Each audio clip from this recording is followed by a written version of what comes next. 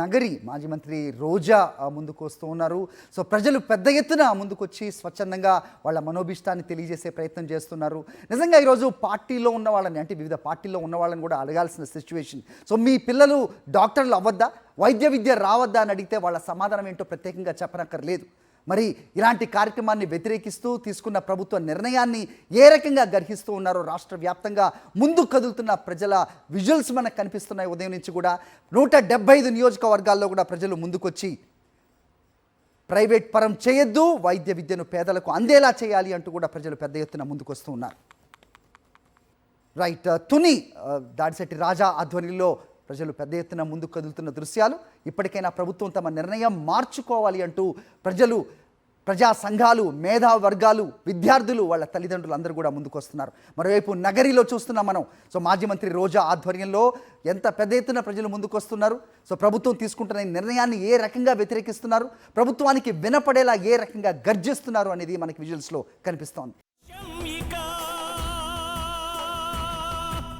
జనం కోసం జగన్ ఎత్తిన జెండా వైఎస్ఆర్, జనం కోరిన జగన్ ఇచ్చిన ఎజెండా వైఎస్ఆర్. మన పార్టీ వైఎస్ఆర్, మన స్ఫూర్తి వైఎస్ఆర్, మన ఇజం వైఎస్ఆర్, మన ధ్వజం వైఎస్ఆర్.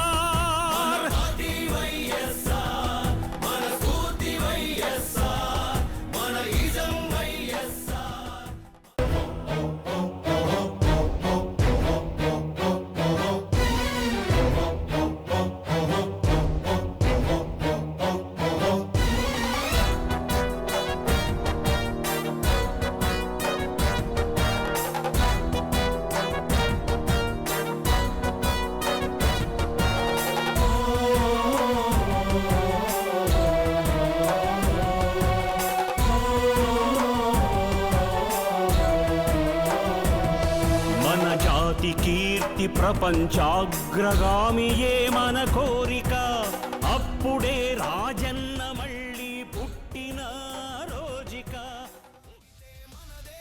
జయం జయం. జనం కోసం జగన్ ఎత్తిన జెండా వైఎస్ఆర్ ఏ రకంగా రెపరెపలాడుతుందో, ప్రజల కోసం ముందుకొచ్చిన ఈరోజు ఈ ఉద్యమాన్ని ఏ రకంగా ప్రజలు ముందుకు తీసుకెళ్తున్నారో మనకి 175 నియోజకవర్గాల నుంచి అందుతున్న రిపోర్ట్స్ బట్టి చూస్తూ ఉన్నాం మనం. ఒకసారి పుత్తూరు వెళ్దాం, మా కరెస్పాండెంట్ సిద్ధంగా ఉన్నారు అక్కడ. మరి కాసేపట్లోనే అక్కడి నుంచి అప్డేట్స్ అందుతాయి.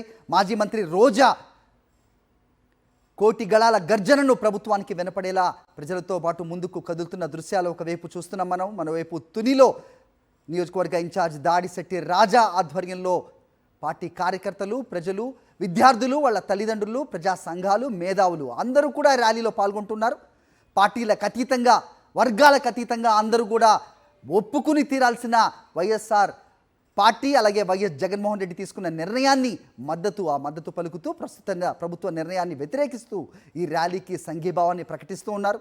ఇప్పటికైనా ప్రభుత్వం ఈ నిర్ణయాన్ని వెనక్కి తీసుకోవాలి, మెడికల్ కాలేజీల నిర్వహణ ప్రభుత్వ ఆధ్వర్యంలోనే జరగాలి అంటూ ప్రజల మనోభిష్టాన్ని ముందుకు తీసుకెళ్తూ ఉన్న దృశ్యాలు మనకు కనిపిస్తూ ఉన్నాయి.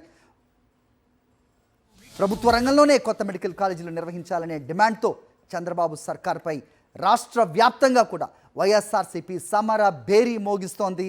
నెల్లూరు, నంద్యాల జిల్లాల్లో మెడికల్ కాలేజీల ప్రైవేటీకరణకు వ్యతిరేకంగా వైఎస్ఆర్సీపీ శ్రేణులు, ప్రజా సంఘాలు, విద్యార్థులు, మేధావులు కదం తొక్కుతున్నారు.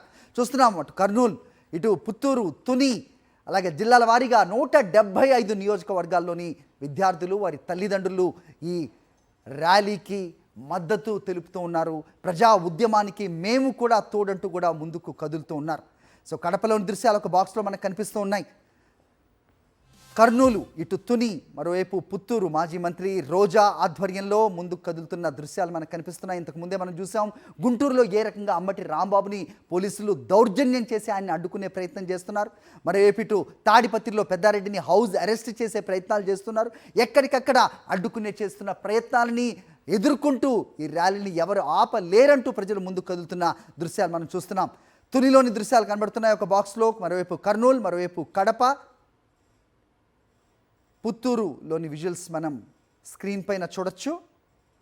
నిజంగా ఈరోజు ఈ ర్యాలీ విషయం ఒక పక్క నుంచి నిజంగా పార్టీల్లో వాళ్ళని కూడా, అది తెలుగుదేశం కావచ్చు, బీజేపీ కావచ్చు, జనసేన కావచ్చు, ఆ పార్టీకి ఓటేసిన వాళ్ళని ప్రజల్ని ప్రతి ఒక్కరిని కూడా ఈరోజు వాళ్ళని ప్రశ్నించాల్సిన అవసరం. నిజంగా మీ బ్రతుకులు బాగుపడాలి, నిజంగా మనం అభివృద్ధి చెందాలి. ఎప్పుడు అభివృద్ధి చెందుతాయంటే మనం ఇచ్చే ఒక పెద్ద ఆస్తి చదువు అని నమ్మిన వైఎస్ జగన్మోహన్ రెడ్డి నిర్ణయానికి మద్దతు ఇస్తారా? లేదంటే వైద్య విద్య మాకొద్దు, మా ఇంట్లో కుటుంబాల్లో ఎవరు డాక్టర్లు అక్కర్లేదు అని చెప్తారా? నిజంగా తెలుగుదేశం నాయకులు కూడా వాళ్ళ కుటుంబాల్లో వాళ్ళని కూడా ఇవాళ అడగాల్సిన పరిస్థితి నెలకొంది.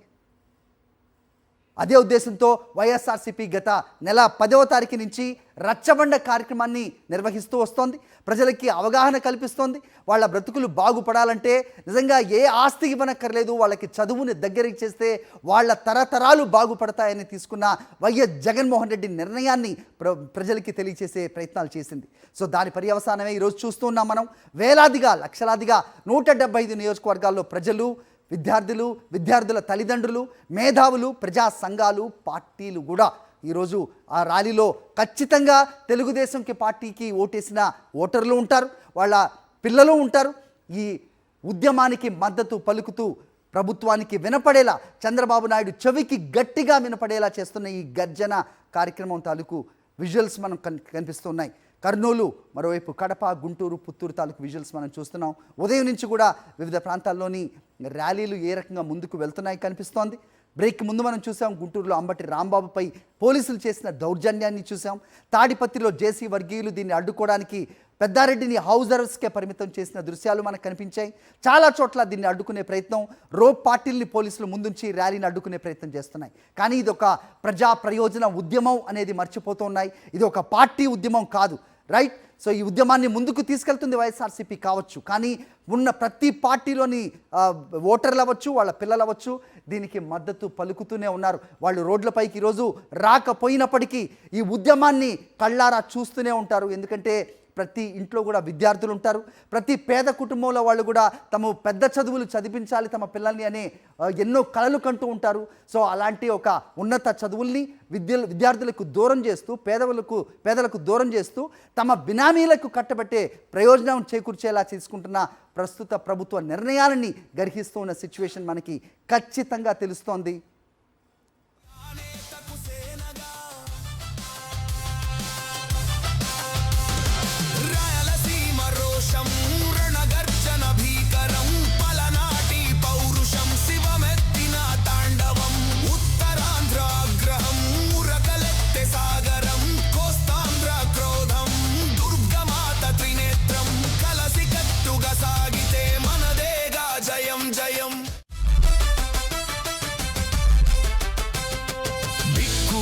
బతుకులకు దక్కని వైద్య సేవలు, బీదలకు అందని వైద్య విద్య వసతులు, ఆసుపత్రులమ్ముతారులే